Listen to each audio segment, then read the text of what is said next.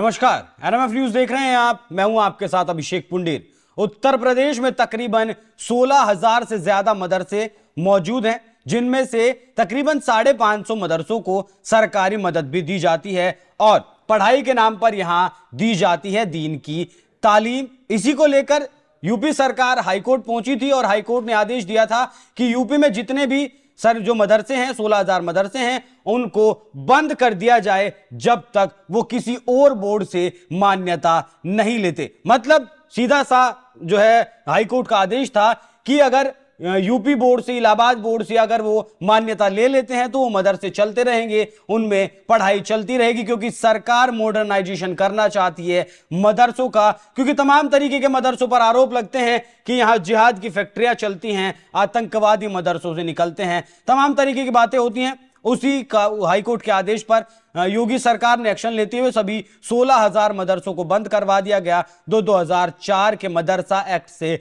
चल रहे थे। लेकिन इस मामले को लेकर आज मदरसा बोर्ड जो था वो सुप्रीम कोर्ट पहुंचा और इस मामले में आज सुनवाई हुई, जिस पर सुप्रीम कोर्ट ने हाई कोर्ट के फैसले पर रोक लगा दी। क्या कुछ पूरा मामला है, उसके टेक्निकल पॉइंट्स क्या हैं, हम समझेंगे अपने वरिष्ठ पत्रकार पंकज प्रसून से। बहुत बहुत स्वागत है सर आपका।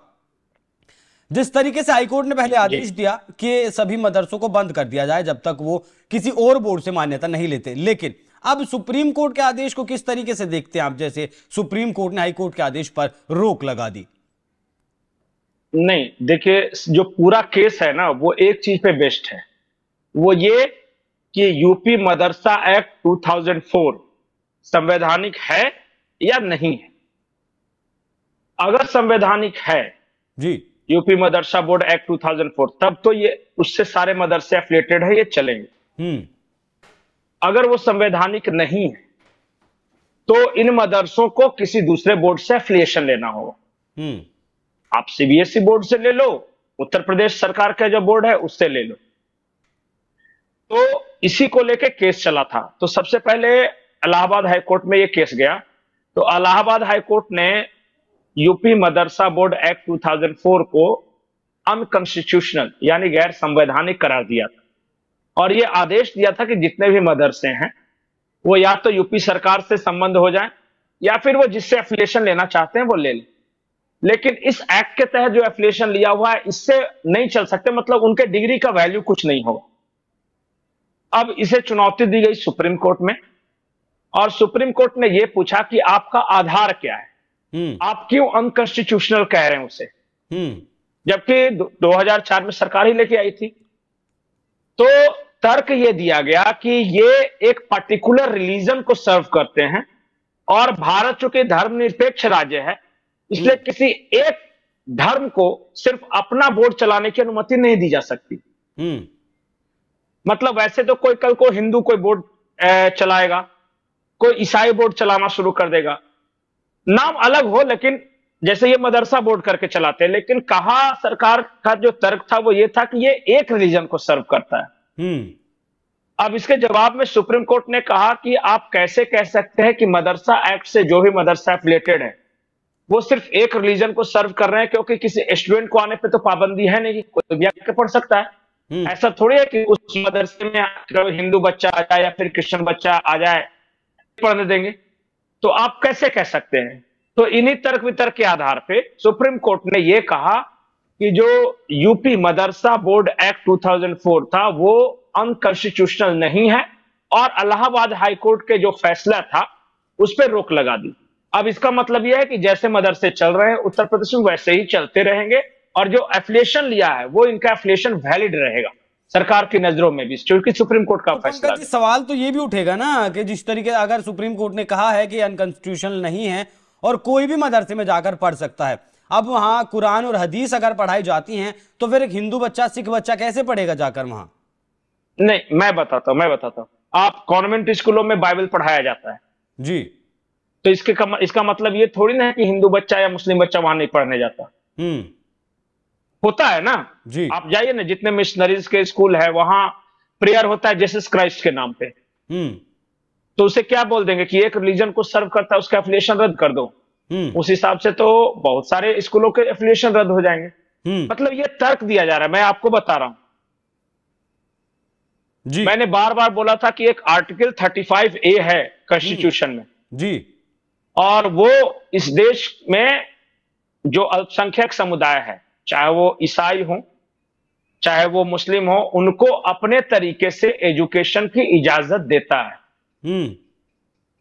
लेकिन दिक्कत यह है कि वो सिर्फ अल्पसंख्यक समुदाय मतलब कि जो माइनॉरिटीज हैं उन्हें देता है।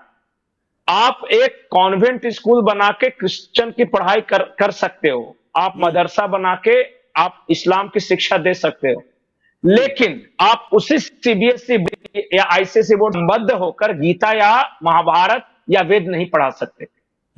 आपत्ति यहां पे है सिर्फ कि अगर आप बाइबल पढ़ा सकते हो स्कूल में, लेकिन आप अभी तक कोई ऐसा बोर्ड नहीं बना है जो कि गीता, रामायण, महाभारत, वेद आदि को अपने सिलेबस का हिस्सा मानता हो। लेकिन उनके बोर्ड एक बोर्ड है जो कि इलाहाबाद जो बाइबल को पढ़ाने की इजाजत देता है, कोई बोर्ड ऐसा है जो कि कुरान को पढ़ाने की इजाजत देता है। तो आर्टिकल 35A पर बहस हो सकती है। लेकिन अगर जिस एक्ट को खुद उत्तर प्रदेश की सरकार ने ही 2004 में पास किया हो, उसी सरकार, वही उत्तर प्रदेश की सरकार अगर सिर्फ सरकार बदलने के बाद ये कहने लगे कि हमारा जो एक्ट था वो इनवैलिड था, वो अनकॉन्स्टिट्यूशनल था, और खुद ही चैलेंज करने लगे कोर्ट में, तो इसलिए इस पर बहस हो रही है। सुप्रीम कोर्ट का कहना है कि प्रथम दृष्टया हाई कोर्ट का फैसला सही नहीं लगता, तो क्या अगर मामले में आगे सुनवाई होती है तो कुछ हो सकता है इस मामले में? देखिए, मुझे नहीं पता किस मामले में क्या होगा, कोई रीअपील फाइल करेगा या नहीं करेगा, ये मामला फिर से इलाहाबाद हाईकोर्ट की ओर जाएगा कि नहीं आया, ये देखना होगा कि जिन्होंने जो याचिका करता है वो क्या स्टेप उठाते हैं और इसमें प्रोविजन क्या क्या है, क्योंकि कानूनी पहलू बहुत ज्यादा जानकारी मेरे पास भी नहीं है, लेकिन आज जो हुआ सिर्फ वो मैं बता रहा।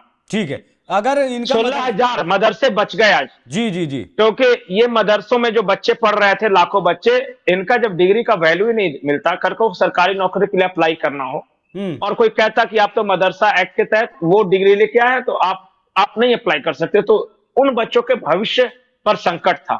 16,000 मदरसा का मतलब कि हर मदरसे में अगर एवरेज 50-100 बच्चे भी ले तो सोच ले 17 लाख बच्चे, सोचिए इसमें, सोचिए उन 17 लाख बच्चों के भविष्य का क्या होता। सरकार का कहना था कि जो यहाँ मदरसों में बच्चे पढ़ रहे हैं उनको सरकारी स्कूल में ट्रांसफर कर दिया जाएगा, उनको मॉडर्नाइजेशन, अगर मॉडर्न शिक्षा अगर मदरसे के बच्चे लेते हैं तो इसमें तकलीफ क्या है, दिक्कत क्या है? नहीं तो मॉडर्न शिक्षा लेने का मतलब कि बच्चों को क्यों ट्रांसफर कर दिया जाएगा, मदरसे में क्यों ना वो सब्जेक्ट पढ़ाया जाए? मैंने क्यों? अच्छा, आपको साइंस ही पढ़ाना है ना जी, कंप्यूटर पढ़ाना है ना जी, तो ठीक है, वो जो सब्जेक्ट पर उसमें 2 सब्जेक्ट इंक्लूड कर लीजिए उसी बोर्ड में। नहीं, ऐसे मदरसे मदरसा बोर्ड एक्ट में ही 2004, मैं खुद गया हूँ, सहारनपुर में मदरसा है, बहुत सारे चल रहे हैं जहाँ संस्कृत बहुत सारे मदरसे हैं जो कि पढ़ाई जाती है, English, computer science, GK, history सब पढ़ाया जाता है वहां। इसलिए मैं बोल रहा हूं ना कि देखिए, मैं किसी का पक्ष या विपक्ष में नहीं बोल रहा हूं, जो तर्क वितर्क जो कोर्ट में हुए वही कह रहे हैं कि सारे बच्चों को 16,000 मदरसों को बंद करके उन बच्चों को दूसरी जगह एडमिशन दिलवाना आसान है, या इन मदरसों के सिलेबस में एक मॉडिफिकेशन कर देना है कि भाई जो भी मदरसा एक्ट से एफिलिएटेड है वो सारे सब्जेक्ट पढ़ाए, और पढ़ाते भी हैं। एनसीईआरटी लागू करने के लिए सरकार बात कर चुकी है, लेकिन कुछ मदरसे मानने के लिए तैयार नहीं है। अब ना माने तो उनको मत एफिलिएशन मिले, उनके डिग्री का कोई वैल्यू नहीं रहेगा, पढ़ाते रहिए, यही होगा ना अंत में। बिल्कुल, अगर शासन का आदेश नहीं मानेंगे तो क्या उपाय है फिर? तो मैंने लोगों को आसान शब्दों में सिर्फ समझाया है कि क्या क्लेम था उत्तर प्रदेश सरकार का, इलाहाबाद हाईकोर्ट ने किस आधार पे क्या फैसला दिया था, फिर सुप्रीम कोर्ट में कैसे चैलेंज हुआ, और आज सुप्रीम कोर्ट ने साफ साफ कहा है कि जो इलाहाबाद हाईकोर्ट का फैसला था 16,000 मदरसों की संबद्धता रद्द करने के संबंध में, वो पहली नजर में सही प्रतीत नहीं होता है, इसलिए उस फैसले को पलट दिया सुप्रीम कोर्ट ने। ठीक है, बहुत बहुत धन्यवाद पंकज जी इस मुद्दे पर हमारे साथ चर्चा करने के लिए।